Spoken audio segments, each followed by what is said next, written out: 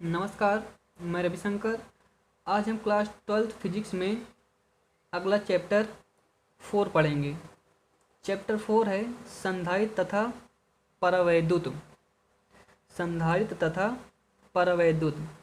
तो संधारित्र परावैद्युत में है पहला पॉइंट संधारित्र, जो कि पार्ट 1 है। तो संधारित्र एक ऐसा समायोजन है जिसमें किसी चालक के आकार में परिवर्तन किए बिना उस पर आवेश की पर्याप्त मात्रा संचित की जाती है। तो ये इसकी थ्योरी थी। अब जिसका ग्राफ है आप लोगों को इसमें दिखाया गया है कि ये कोई संधारित्र है। इसकी दो प्लेटें हैं, P1 और P2, और जो जिस छोटा सिग्मा है जो कि पृष्ठ घनत्व है। अब इन दोनों प्लेटों के बीच की दूरी d है। अब पहली प्लेट को स्रोत द्वारा जोड़ा जाता है, तो इस वाली स्रोत के आंतरिक प्लेट पर धनावेश तथा दूसरी प्लेट पर प्रेरण द्वारा नेगेटिव आवेश उत्पन्न हो जाता है, जो कि इसे पृथ्वी से जोड़ दिया जाता है। इस प्लेट को, जो ऋण आवेशित इलेक्ट्रॉन है, इस प्लेट द्वारा पृथ्वी पर चले जाते हैं। तो संधारित्र होता क्या है कि इसमें समान प्रकार के यानी परिमाण का समान आवेश तथा प्रकृति में विपरीत होता है, तभी वो एक संधारित्र कहलाता है। तो संधारित्र की प्रॉपर्टी की बात करें तो संधारित्र के गुणधर्म, किसी चालक प्लेट की विभव को कम करके धारिता बढ़ाने की क्रिया को संधारित्र का सिद्धांत कहते हैं। यानी कि विभव को कम कर दिया जाए, धारिता बढ़ा दिया जाता है, तो यह क्रिया संधारित्र का सिद्धांत कहलाती है। संधारित्र की दोनों प्लेटों पर सदैव बराबर तथा विपरीत प्रकृति का आवेश होने के कारण संधारित्र पर नेट आवेश सदैव शून्य होता है। यानी कि जो संधारित्र है इस पर सदैव विपरीत प्रकृति का आवेश, यानी कि अगर 5 कूलाम का आवेश धनात्मक है तो -5 कूलाम का आवेश निगेटिव होगा।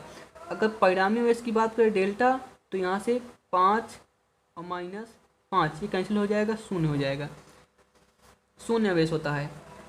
ये दोनों प्लेट पर समान परिमाण के विपरीत आवेश नहीं है तो इस निकाय को संधारित्र नहीं कहा जाता है। यानी प्लेटों का परिमाण विपरीत समान न हो, परिमाण समान न हो और विपरीत आवेश नहीं है तो इस निकाय को संधारित्र नहीं कहा जाएगा। नियत धारिता के संधारित्र को संकेत में इस संकेत से दिखाया जाता है। परिवर्तित संधारित्र की धारिता को इस संकेत से दिखाया जाता है।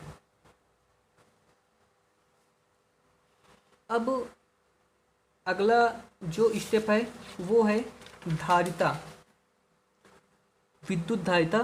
किसी चालक के द्वारा आवेश ग्रहण करने की क्षमता को विद्युत धारिता कहते हैं। या एक प्रयोग हो सकते हैं, किसी चालक की विद्युत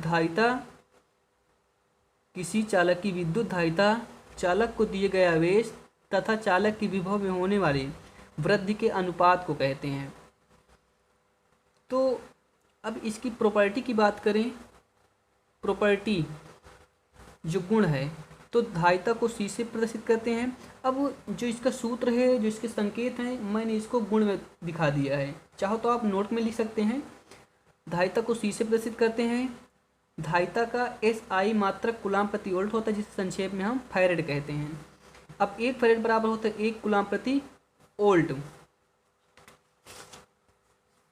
अगला पॉइंट है विद्युत आवेश तथा विभव परस्पर समानुपाती होते हैं। क्यों? क्योंकि यदि हम किसी चालक को आवेश देंगे तो उसका विभव बढ़ जाएगा, अगर उस चालक से आवेश ले लेंगे तो विभव घट जाएगा। अर्थात जो आवेश है वो विभव की समानुपाती होता है। अब जब प्रोपोर्शनल हटेगा तो यहाँ C आ जाएगा। C है क्या? संधारित्र की धारिता, जिसे समानुपातिक नियतांक कहते हैं। तो इसका सूत्र हो जाएगा। अब इसके ये दोनों इसमें गुणा कर रही था, तो C के साथ V गुणा कर धारा का भाग कर, C बराबर Q/V। अब Q आवेश है जिसका मात्रक कूलाम होता है, V विभव है जिसका मात्रक वोल्ट होता है, तो इस संक्षेप में C का मात्रक कूलाम प्रति वोल्ट होगा। विद्युत धारिता सदैव धनात्मक होती है। यह शून्य तो हो सकती है परंतु ऋणात्मक नहीं, क्योंकि यह एक क्षमता है। किसी चालक को आवेश देने से उसका विभव बढ़ जाता है। अगला पॉइंट है किसी चालक से आवेश लेने पर उसका विभव कम हो जाता था, अर्थात Q प्रोपोर्शनल V। विद्युत धारिता एक अदिश राशि है, इसमें दिशा नहीं होती बल्कि परिमाण होता है, यानी कि दिशा यानी कि कोई डायरेक्शन नहीं होती है, परिमाण होता है, जैसे 7 फैरेड, 5 फैरेड, 9 फैरेड आदि। अब धारिता की विभव की बात करें तो इस सूत्र को आपने ऊपर देख ही लिया है। तो Q आवेश इसका मात्रक कूलाम होता है, V विभव इसका मात्रक वोल्ट होता है। तो कूलाम प्रति वोल्ट, अब कूलाम के स्थान पर एम्पियर सेकंड लिख सकते हैं और वोल्ट के स्थान पर जूल प्रति कूलाम। आप विद्युत विभव वाले चैप्टर में इसको देख चुके हैं।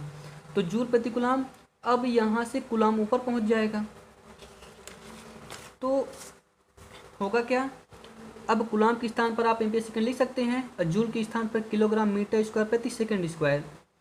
इसको भी आपने विद्युत विभव वाले चैप्टर में देखा है कि एक जूल बराबर 1 किलोग्राम मीटर स्क्वायर प्रति सेकंड स्क्वायर होता है। अब सेकंड यहाँ भाग कर सेकंड ऊपर पहुँच जाएगा, तो ये सेकंड स्क्वायर हो गए, ये एम्पियर भी स्क्वायर हो गया। अब सेकंड ऊपर पहुँच सेकंड घाते 4 हो जाएगी। तो अब किलोग्राम को हम m लिखते हैं, मीटर को l लिखते हैं, तो इसकी कोई घात नहीं, तो बजाएंगे माइनस में हो जाएगी, l भी माइनस में हो जाएगी। अब t की पावर 4 हो जाएगी, की पावर 2 हो जाएगी, तो ये v में हो जाएगी। c की v में होगी m की पावर -1, l की पावर -2, t की पावर 4, a की पावर 2। तो ये संधारित्र का पार्ट 1 था। अब पार्ट 2 में अगला पॉइंट देखेंगे। नमस्कार।